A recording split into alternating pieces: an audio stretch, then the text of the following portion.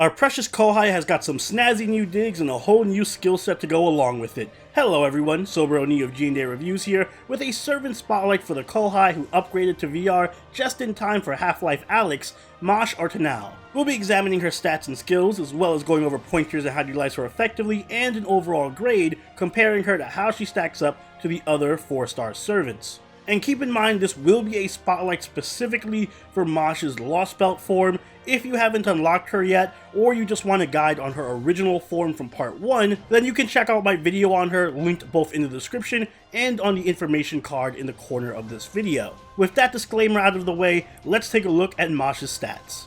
Mosh Ortenaus' stats, deck, card hits, passive skills, NP gain, and star generating are all the exact same as her original form, so for the purposes of this video, I'm just going to be covering the differences, those being her active skills and her noble phantasm. Starting off with her skills first, Mosh's first skill is Bunker Bolt rank A. It increases her Buster Card effectiveness and her Buster Card critical hit strength for 1 time or 3 turns, both between 30 and 50% depending on level. Her second skill is Amalgam Goth rank D. It applies Taunt for 1 turn and increases her NP gain between 10 and 20% depending on level. And finally, her last skill is Shield of Heroic Inspiration. It applies invincibility to herself for 1 turn and also applies Taunt for 1 turn, but it decreases her HP between 2500 and 500 depending on level as a demerit. As for her noble phantasm, she has Mold Camelot, which increases the defense of all allies for 3 turns depending on overcharge,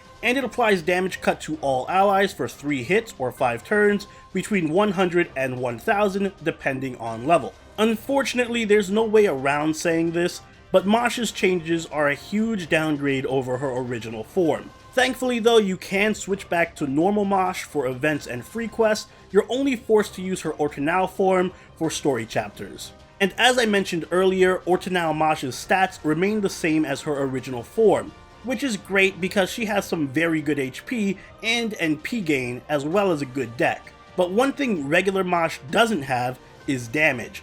And while that lack of damage isn't a big deal for the OG Mosh, it is unfortunately a huge demerit to this new Mosh, because a part of her kit is decidedly more offensive than her predecessors. Her first skill, Bunker Bolt, exemplifies this issue. It's a one-time 50% buff to Mosh's Buster Card effectiveness and Buster Card crit strength. On its own, this skill is actually pretty good. Even though it only lasts for 1 hit, it is still a mana burst that also buffs your crit damage. The cooldown for this skill is also extremely low at only 4 turns, so you can get multiple uses of this skill out in most battles, which can really help set up some good burst damage if Mosh is able to get enough crit stars. On the downside though, Mosh does not have an offensive Buster Noble Phantasm, and she doesn't have good star generating or a star absorb skill. So this buff is ultimately very awkward and hard to utilize with the rest of her kit. But this isn't to say that the new Mosh is purely offensive. Fortunately, she does still retain 2 great defensive skills. Her second skill, Amalgam Goth, is a taunt that also acts as a decent 20% NP charge. Taunts are always useful, especially on tanks, and given Mosh's high HP, she most definitely still fits that role. The skill also has a very short cooldown for how good it is, so in many cases, Mosh can still be the team tank and eat an enemy noble phantasm or 2, which gives her incredible defensive utility. In fact, the only thing better than 1 taunt is 2 taunts, and Mosh has just that in her third skill, Shield of Heroic Inspiration. This is another taunt, but this one also gives Mosh invincibility at the cost of a much longer cooldown and decreasing her own HP by a bit. The HP demerit is hardly worth mentioning though, given how ultimately good this skill is. It can guarantee your team's survival against some of the game's strongest enemies and bosses. When it comes to skill priority for Mosh Ortenaus in particular,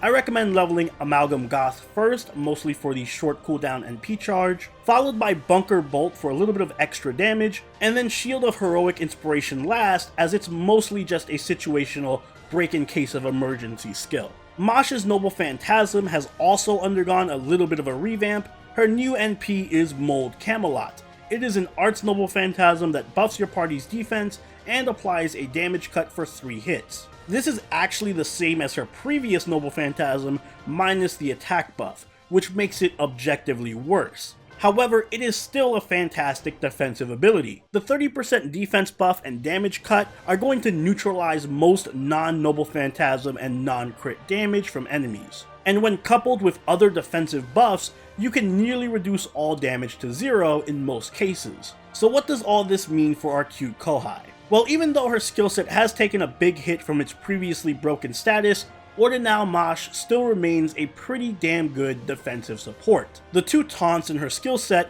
give her a lot of utility for tanking, as she can effectively buy your team 2 whole turns for free, and that's not an insignificant amount of time. Her high HP and invincibility also make it easy for her to stick around in longer fights where you can get multiple uses out of Amalgam Goth, which means that she's still an excellent stall servant, especially when paired with a healer or someone who can reduce cooldowns. She can also support well outside of her taunts with her Noble Phantasm. Her NP gain is still very good, and she has access to a short cooldown NP charge, so keeping her NP's defensive buffs active for the majority of the battle isn't too difficult. But of course, she does still have the glaring issue of her first skill, which doesn't really fit with her defensive playstyle at all.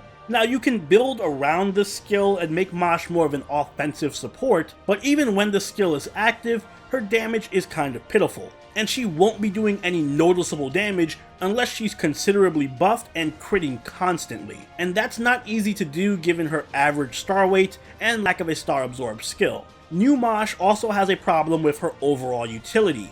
While Taunt is a great skill to have, having 2 of them is a little overkill for most situations. The type of support that Mosh can provide now is very limited, specifically to boss fights that require heavy tanking, whereas before she had much more general support skills like an attack buff and a targetable NP charge. Aside from her defense buff on Noble Phantasm, Ortenaus simply does not offer much in most fights, and that makes her a bit too one-dimensional for most team comps, even if they are focused on stalling. All that said though, Mosh is without a doubt best utilized in stall teams, with servants who can heal her and lower her cooldowns. Servants like Tamamo, Edison, and Irisfield. Tamamo is perfect for Mosh as she not only heals her, but also allows her to spam her defensive buffs and her taunt, which in some cases can seriously lock down some single target bosses. Edison also gets a targetable cooldown reduction on his first skill after his interlude,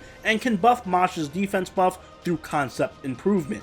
And Irisfield gives Mosh healing and guts, which is a powerful combo when mixed with taunt. If you want to try something a bit more fun, you can also go the DPS route, in which case you should pair Mosh with some star generators like Caster Gil, Salieri, and Jean. Caster Gil and Salieri make for excellent star generators for Mosh, and Mosh can even help keep Salieri alive. Jean isn't as good a star generator as them, but she can still provide a few stars per turn while also providing healing for a more defensive playstyle. For CEs, I recommend giving Mosh craft essences that are going to buff her NP gain or her star generating so that she can support more consistently. Craft essences like 2030, Fox Knight's Dream, His Rightful Place, and Prisma Cosmos. If you want to be a little bit spicy and go for crit Mosh, then your best bet is using craft essences that give you some star absorb, like Seal Designation Enforcer, Talk on the Hot Sands, and Star of Camelot. In the future, I suggest using A Tale of Love and Hope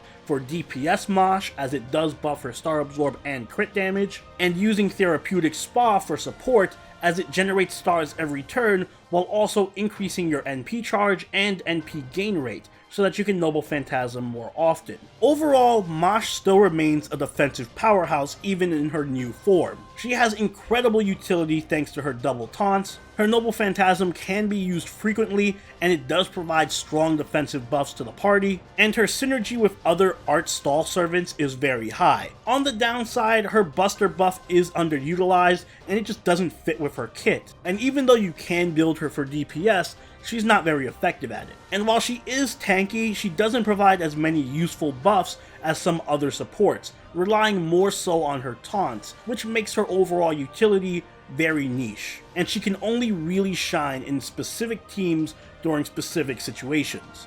All that said though, I do give Ortenaus a B+. Putting aside the comparisons to her previous self, Ortenaus Maj is an excellent defensive support. She is lacking in some more general buffs for the party, but what she does provide in defense is incredibly useful, especially in tough boss fights where your best servants can be one-shotted, something that the Lost Belts are filled with. She doesn't do much, but what she does do, she does better than almost anyone else. So the next time she saves your Jolter or your Gil from an untimely death at the hands of an enemy Noble Phantasm, make sure you give her lots of head pats. And those are my thoughts on Maj's new form. She gets a lot of shit because people compare her to her previous version, and while she is a big step down from that, if you give her a chance, you'll find that she's still quite good and definitely worth using if you need some extra survivability on your team. But what are your thoughts? Let me know in the comments down below. And if you enjoyed this video, don't forget to leave a like and consider subscribing if you really enjoyed the video. Join the party over at our Discord, chill with us on Twitch, and follow us on Twitter. And I'll see you all in the next Servant Spotlight. Soberoni out. Later.